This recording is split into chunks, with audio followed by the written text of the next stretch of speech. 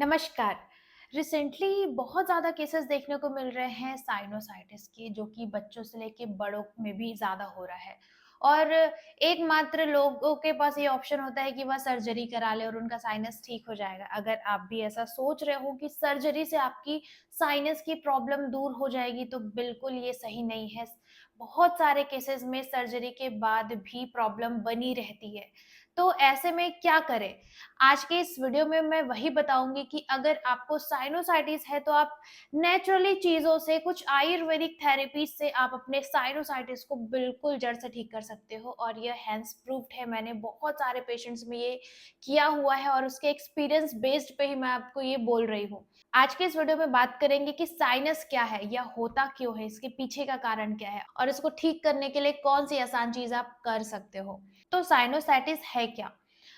आपके बोन में इधर के और इधर के जो साइनस बोन होती है, 4 प्रकार की बोन्स होती है, उसमें किसी भी तरह की म्यूकस या लिक्विड जब जमा हो जाती है, उसको बोलते हैं हम साइनोसाइटिस। यानी कि आपके साइनस में किसी भी तरह का कोई भी इन्फेक्शन हो, उसको बोलते हैं साइनोसाइटिस। और इसमें हमेशा म्यूकस आपको रिलीज़ होता है, जो कफ बोलते हैं, वो हमेशा रिलीज़ होता है।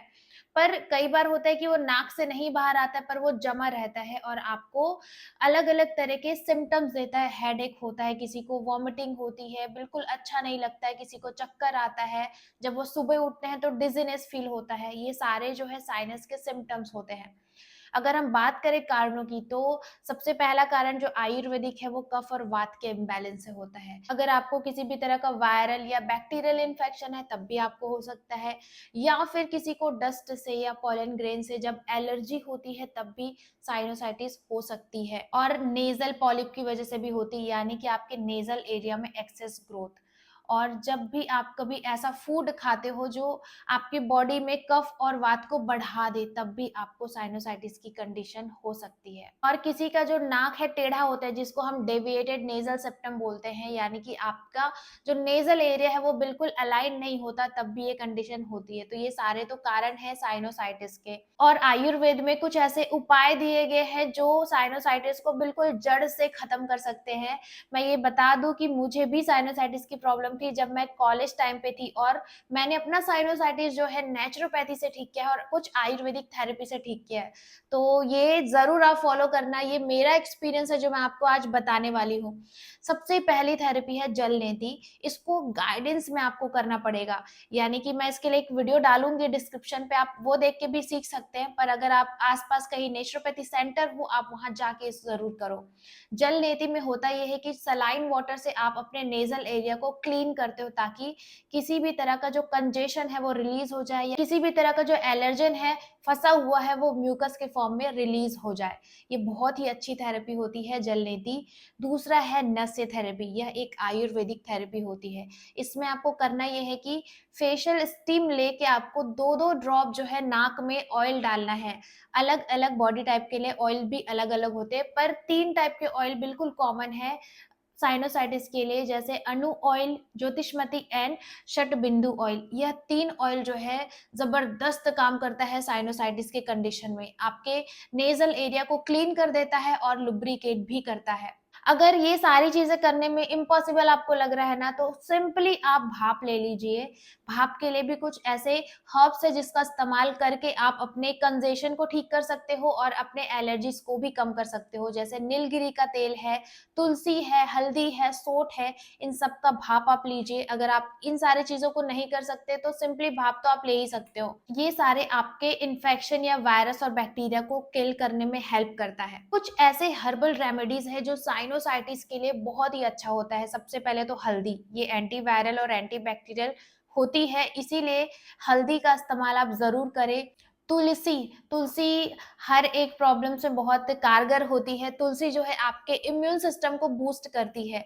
और है जिंजर और हनी, किसी भी तरह का जब इन्फ्लेमेशन होता है बॉडी में, तो जिंजर और हनी लेने से इन्फ्लेमेशन कम हो जाती है और आपकी जो म्यूकस के लिए बहुत अच्छा होता है, इससे म्यूकस रिलीज़ हो जाता है।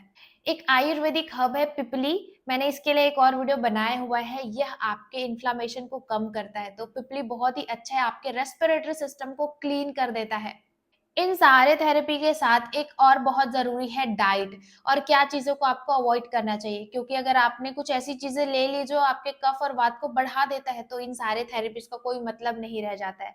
तो कुछ चीज़ें हैं जो आपको अवॉइड करना बहुत ज़रूरी है, जैसे कि डेयरी फूड, सिट्रस फूड, बहुत ज़्यादा खट्टी चीज़ें का प्रयोग ना करें, किसी भी तरह की फर्मेंटेड आइटम्स आप ज़्यादा ना लें और स्पेशली नाइट में आप बिल्कुल ही ना लें। बहुत ज़्यादा फ्राइड फूड जो तेल में एकदम तली हुई हो, वो चीज़ें ना लें और लाल मिर्च का प्रयोग भी ना करें। बहुत ज़्यादा ठंडा अगर आप खाते हो या ठंडा पीते हो, उसको भी अवॉइड करो, ये सारी चीज़ आपके कफ को बढ़ा देता है। जितना हो सके वार्म और लाइट फूड का ही आप इस्तेमाल करिए। मैंने जो हर्ब्स बताए हैं उसको अपने खाने में ज़रूर आप शामिल करें, चाहे किसी भी तरीके से हो, पर उसको ज़रूर आप लीजिए रेगुलरली।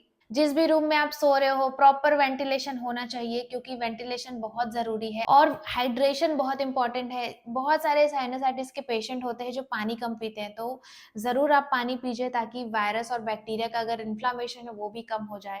विटामिन सी और ज़िंक, ये 2 विटामिन्स बहुत इम्पोर्टेंट है किसी भी तरह के इन्फेक्शन से लड़ने के लिए, तो आप विटामिन सी और ज़िंक जो है खाने के माध्यम से ज़रूर लें।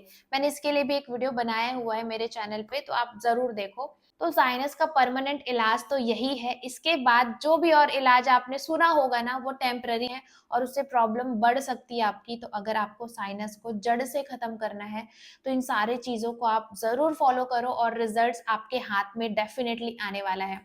सो आज के लिए केवल इतना ही। मैं इसी तरह के वीडियोस बनाती हूँ। अगर आपको हेल्थ रिलेटेड वीडियोस देखना अच्छा लगता है, तो उस चैनल को सब्सक्राइब कर दीजिए और बेल आइकन प्रेस कर दीजिए, ताकि इसी तरह के हेल्थ रिलेटेड वीडियोस आप तक पहुँचते रहे। चलिए मिलते हैं हम अपने अगले वीडियो में, तब तक सभी अपना ध्यान रखें। नमस्कार।